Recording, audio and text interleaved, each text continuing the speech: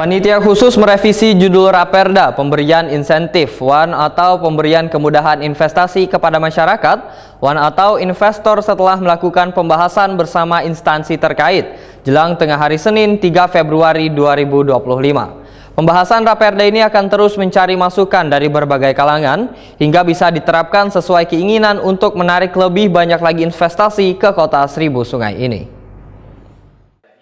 Panitia khusus merevisi judul Raperda pemberian insentif atau pemberian kemudahan investasi kepada masyarakat atau investor setelah melakukan pembahasan bersama instansi terkait jelang tengah hari Senin 3 Februari 2025. Memang ini kesempatan kita, ada waktu luang berapa hari, di 1 bulan, nanti Ketua Pansus Raperda pemberian insentif atau pemberian kemudahan investasi kepada masyarakat atau investor, Dedi Sopian, Waitakoni Prima TV memadahakan judul awal Raperda adalah pemberian insentif WAN atau pemberian kemudahan investasi kepada masyarakat WAN atau investor.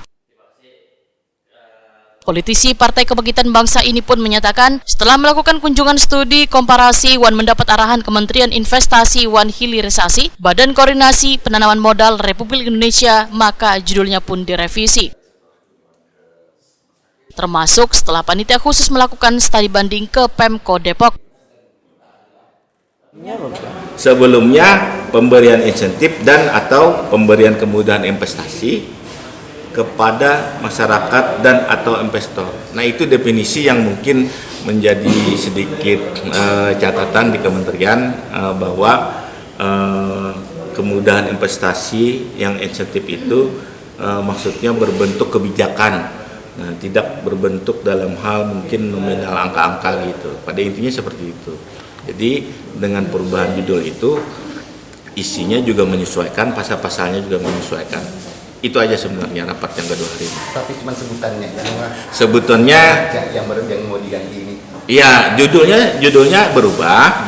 Nah, oleh karena itu dengan judul berubah, otomatis itu pasti berpengaruh ke isi, ke ketentuan.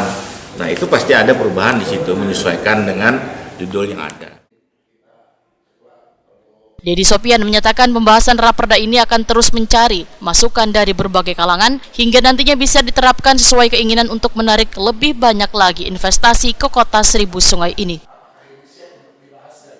Karena pemberian insentif investasi tersebut kadang kaya duit, tapi kebijakan untuk memberikan kemudahan berinvestasi. Sehingga Banjarmasin sebagai kota perdagangan wan jasa yang sedang menggalakkan pariwisata harus menjadi kota yang ramah bagi investor.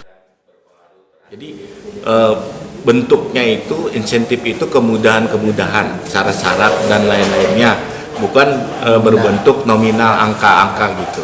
Nanti miskomunikasi, pengusaha ingin investor ke wadah kita, tahu-tahunya kira-kira dapat ini, nah itu akhirnya kan setelah investasi tidak sesuai dengan harapan, artinya miss nanti. Makanya dengan perubahan judul itu otomatis akan berubah sedikit penyempurnaan sinkronisasi dari isi drafting ini. Kira-kira itu. Target investasi tahun 2025 di Banjarmasin sebagai kota perdagangan wan jasa yang sedang menggalakkan pariwisata adalah sebesar 1,9 triliun rupiah.